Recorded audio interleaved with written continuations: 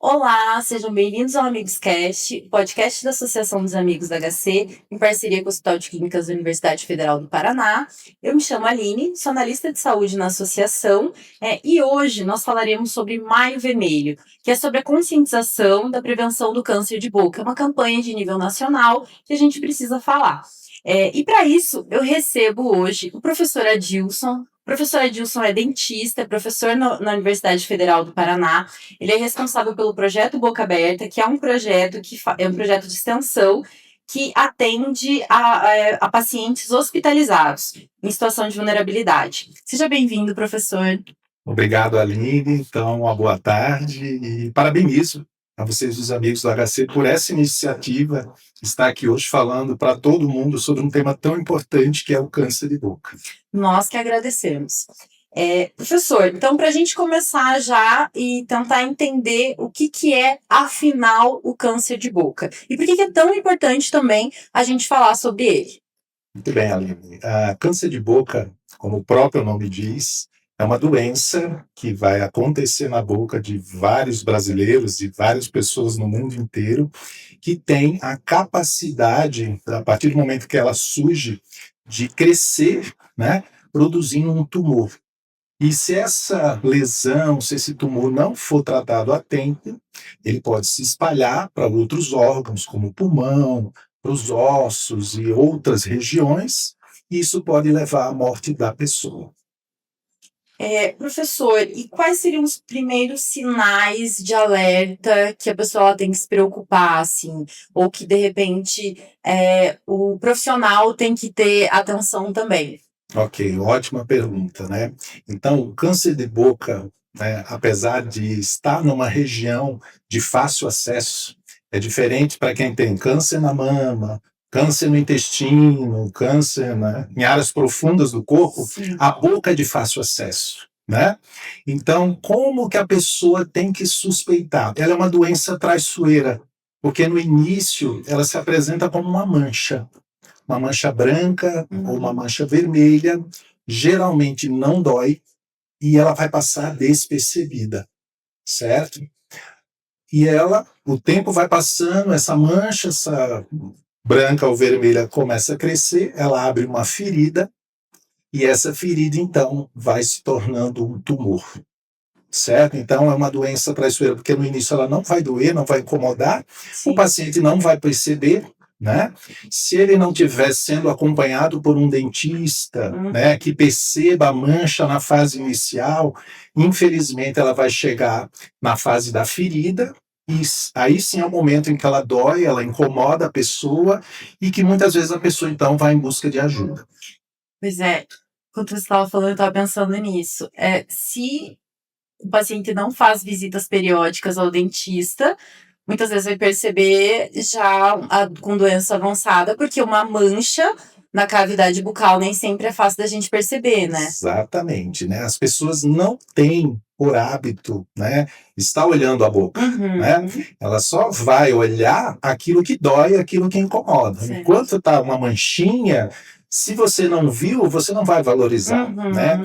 A gente tem a questão do autoexame, mas dificilmente as pessoas fazem isso. É um recurso de prevenção, né? Então a pessoa precisa realmente estar atenta para a sua boca, e se ela não vai a um dentista, né, que tem o preparo específico, né, e o cuidado especificamente para aquelas pessoas que têm um risco maior, que são os fumantes, as pessoas que ingerem bastante álcool, que se expõem bastante ao sol, enfim, a doença tem várias causas, todas já são sabidas, né? Então, cabe ao dentista, quando tem essa pessoa no consultório, né, ter um olhar mais cuidadoso, principalmente nas áreas da boca onde ela pode acontecer.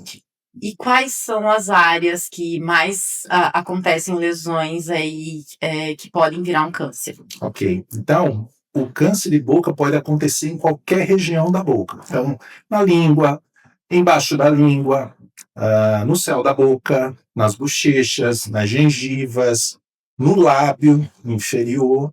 Porém, duas regiões se destacam, né?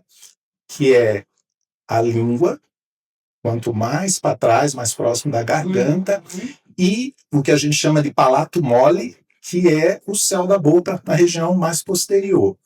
Mas a gente não pode esquecer de mencionar o câncer do lábio inferior, que afeta principalmente pessoas de pele muito clara. Ok? Então seriam essas 3 regiões, né? Língua, o céu da boca e o lábio inferior. Certo. E como que a gente diferencia, então, o que seria uma lesão que não é suspeita de uma lesão suspeita e que merece investigação?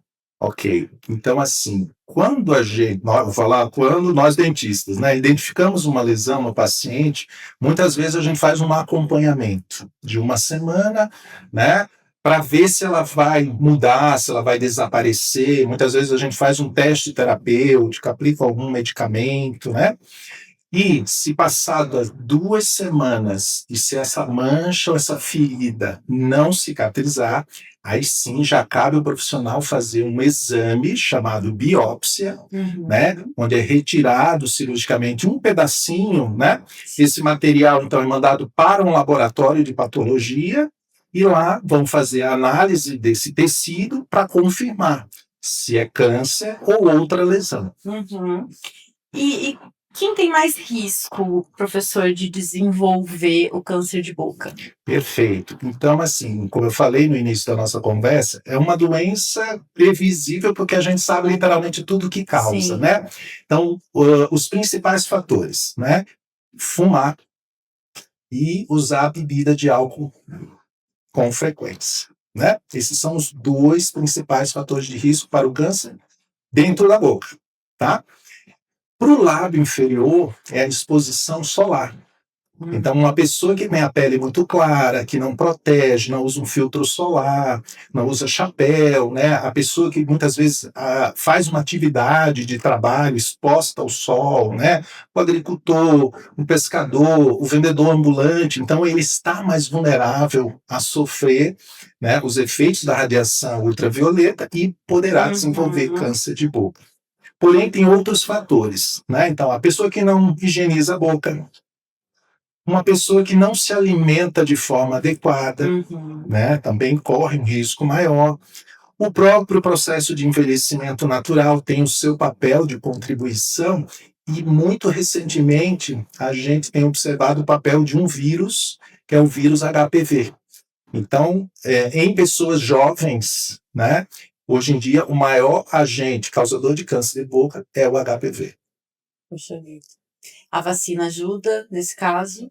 A gente tem a vacina para aí 9 a 14 anos, né, para as meninas e para os meninos. E se vacinar ajuda a prevenir o câncer de boca também. Sim, sim. E não esquecer de fazer o sexo oral com preservativo. Isso, a prevenção. E falando de prevenção, professor, o diagnóstico precoce, ele realmente faz diferença no caso de câncer de boca? Sim, né? Então, quanto mais cedo a lesão for identificada, maior a probabilidade de cura para o paciente. Então, enquanto está ali na fase de uma mancha, né?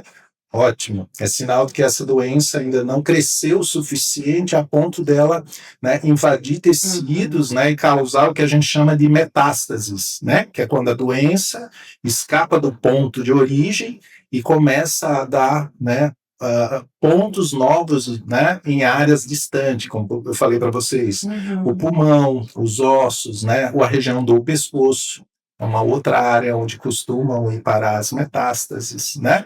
Então, quanto mais cedo for feito o diagnóstico, né, aumentam as chances dessa pessoa ter a sua cura. E um tratamento mais tranquilo também. Sim, né? Então, quando a gente fala de tratamento dessa doença, né, normalmente o paciente é operado.